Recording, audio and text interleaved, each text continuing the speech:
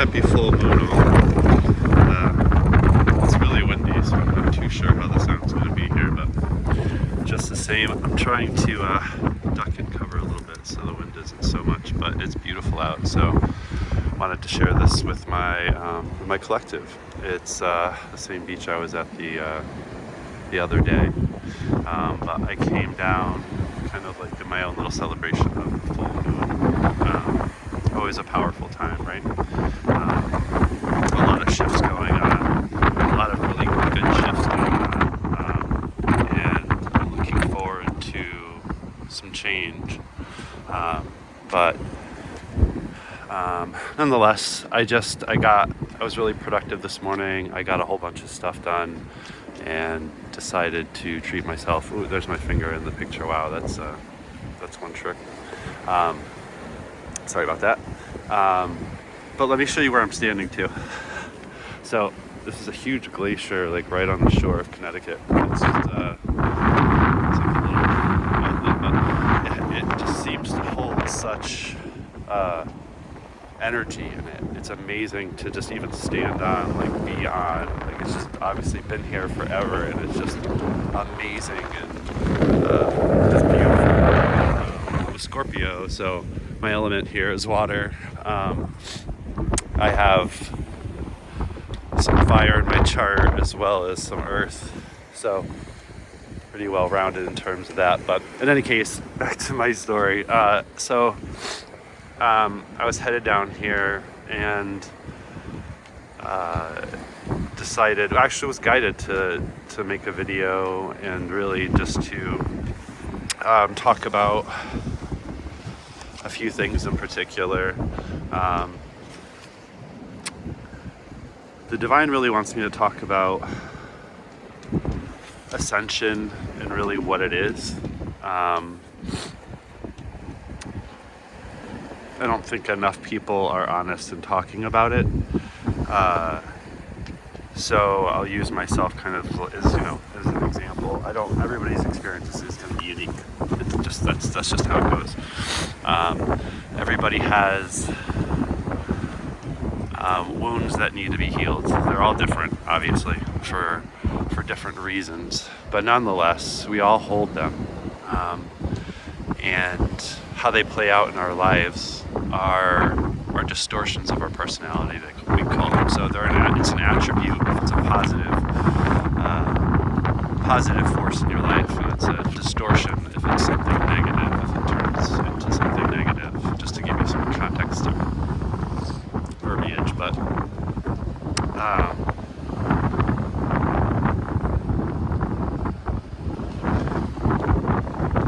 so we all have this healing to do, some more than others. But one thing I wanted to say and note is what I have taken note of in terms of the people who are on the ascension path, like the warriors. They are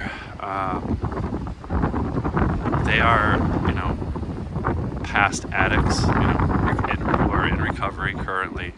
They are previous outcasts of society. They are the misfits, right? It's those people.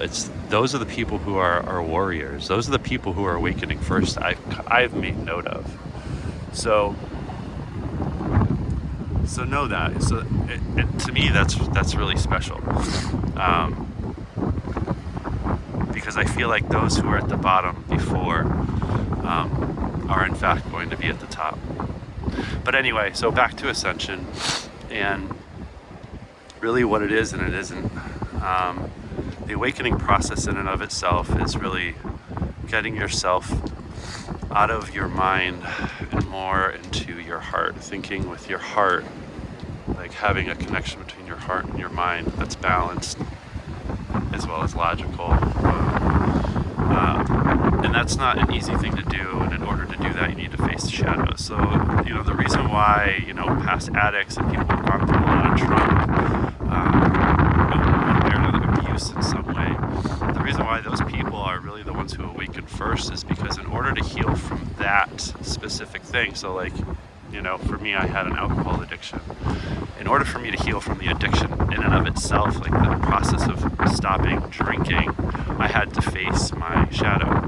So I was, you know, addicts are forced to face it in a different way. So if they face their shadows, they recover. If they don't, it's unlikely that they will. And it's, as we all know, a lot of addicts don't make it.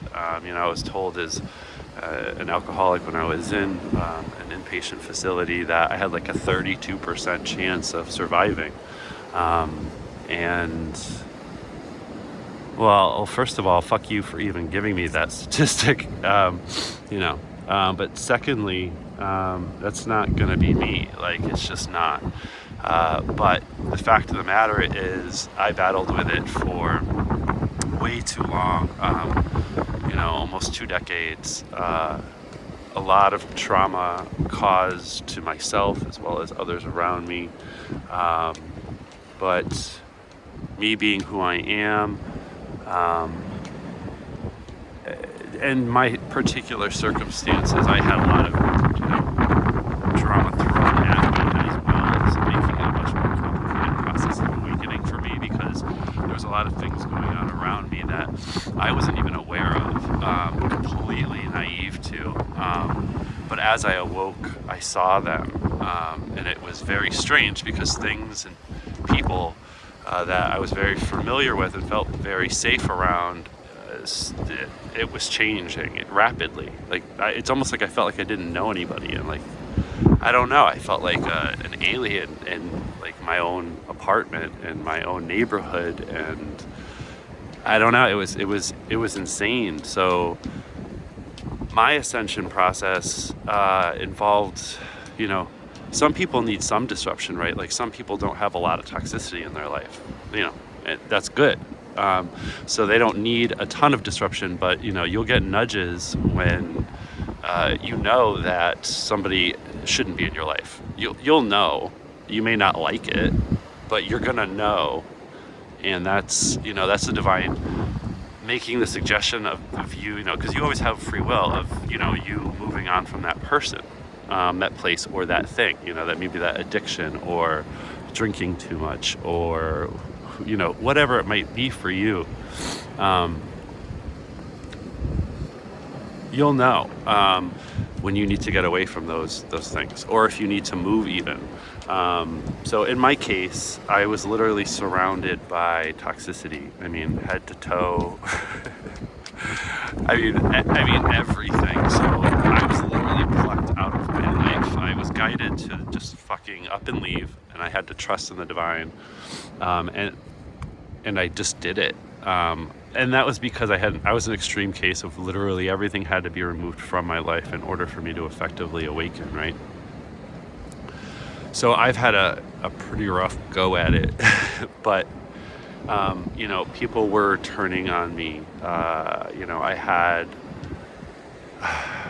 got evicted, you know, and I was a good tenant, paid my rent. And I'm not here complaining about it at all, because I thank all these people for pushing me and, you know, pushing me along, because my life purpose is the result of it. You know, I'm actually realizing my life purpose. So that's a beautiful thing to me. So I'm nothing but thankful. So I say this just to kind of give you an example of what happened in my life. You know, I was an upstanding citizen. I was like, you know, community organization and fundraising and all that. And I made my living in the community, dog sitting, babysitting, driving kids to school, just being like a, you know, I was just an all around good Samaritan, you know, but you know, it also supported my life, which wasn't very extravagant. It was just for an apartment, just enough for expenses, but that got taken away from me in the worst way, and it was really, really painful, and I felt very betrayed, and was really stripped of everybody in my life. And I was like, God, like, why are you doing this to me? And, you know, because I knew I was being guided, and I'm like, well, why would God ever want to inflict this kind of pain on somebody? You know, like, what is this? This is not enlightenment. Like, this is not enlightening, you know, like, this is infuriating, right? Because it's just, I was faced, you know, I was forced to face, you know, all of my shadows, which, you know, after I did stop, you know, with my addictions, I then had to love myself, that's the biggest obstacle, I think, for everybody, to be quite honest. And it was a huge one for me, and it wasn't, it's a beautiful process, but it takes a lot of dedication and shadow work and being in a dark place at times, right? And being able to cope with it, finding a way to cope with it. It sounds stupid, but I mean, I do a lot of aloning. Like, I'm always alone. Like, I haven't really had an adult conversation in, I don't know, 5 months or so. Maybe 6. I don't know. I see people, but that's about it. And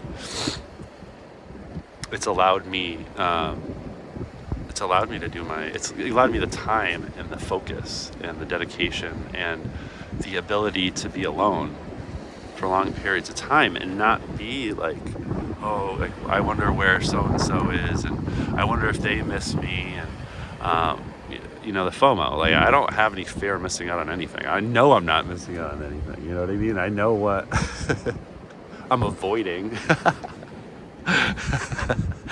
Which,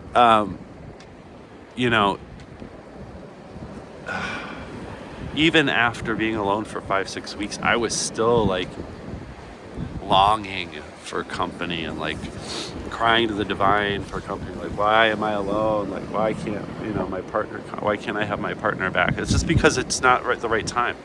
It's not divine timing, period. But I wasn't ready. I still wasn't healed. I was still, codependent in a way. Do you know what I mean? And not putting boundaries up and allowing people to affect my energy. And one of the things that, an easy lesson that you can learn, and just get this in your head, just get this idea in your head, and let this, hear this next sentence. And it's, only you control your emotions. Nobody can make you feel anything. Let that sink in for a minute. It's 100% fucking true. Nobody, nothing can make you feel anything. Only you can. And only you do. Just chew on it for a minute. It's true. So be the observer at times. And if you're getting defensive and you're like, well, if somebody says this to me, well, I get it. I understand. Trust me, I know exactly. But you still have the choice as to how you react to that, right?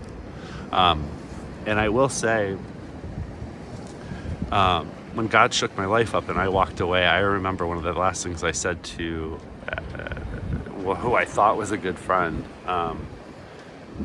found out otherwise. But that's the irrelevant part is, because I knew I wouldn't be back for a while, if at all.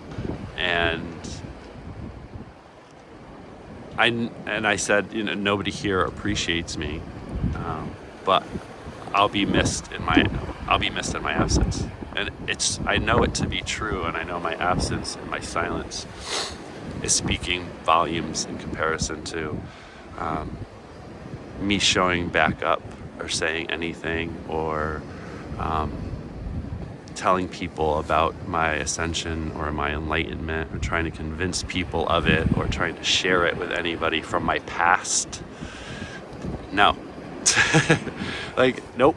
It's not a new pair of sneakers that I'm going to show around. I'm actually protecting it with everything that I have, because it's just mine anyway. At the end of the day, you can't share enlightenment. I've said this before. I don't know if I said it in the video, but you can't cheat your way through ascension. You can't cheat your way through enlightenment. You have to do your shadow work, and everybody's shadow work is different. So you can't cheat. You can't take somebody else's path. You just can't do it. You just have to be open to your own. You have to open your third eye. You have to listen to the divine, and you have to follow his suggestion. And it's not always what we want to hear. But that's what makes it so special. It's like it gives you the ability to actually live life. And by following the divine, the divine just wants everybody to have peace, love, and happiness. That's it.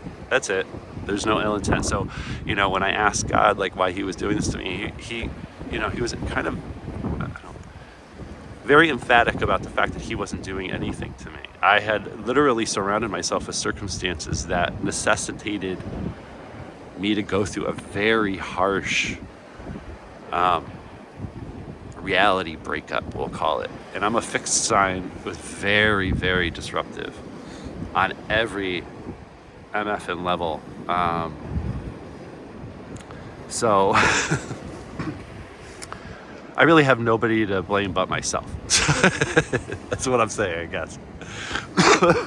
But it's, I don't know, it's why it's so funny, but it is funny. But in going through the process of ascension and removing myself, because only I can do it, right? I can follow the guidance, but in the process of actually removing myself from people, places, and things, I redeemed myself in the divine's eyes. That's how things are forgiven. That's how karma is settled out, is by you teaching yourself your own lesson, right? Now, you can be taught the lesson, or you can teach yourself the lesson. The choice is yours. One way or another, it's going to happen. But the divine always prefers if we learn our own lessons. Like, make the most of a really shitty fucking situation. And turn a bad situation around to something positive. And not play a victim, because none of us are fucking victims. If you're listening to this, you just needed the encouragement today and the love, and I'm giving it to you.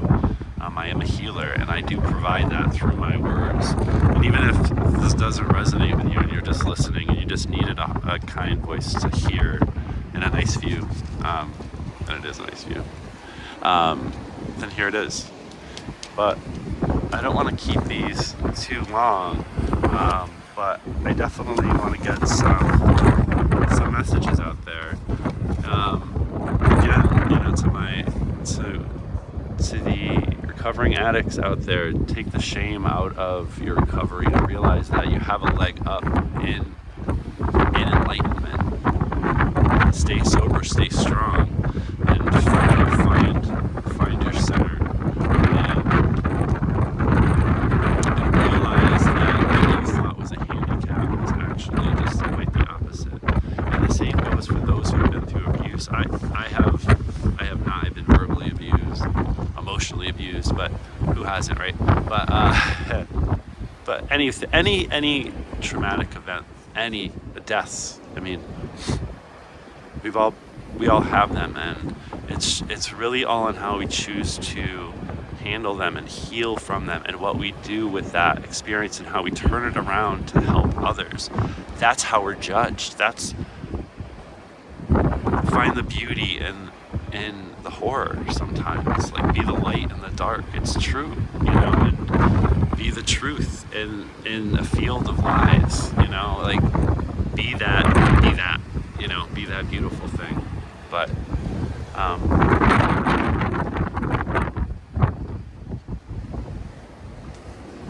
that's it.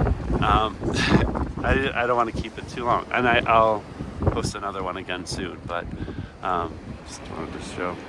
So I do believe very much so in the power of the moon, and as I said, today is the full moon, and I also believe very much so in the power of the sun.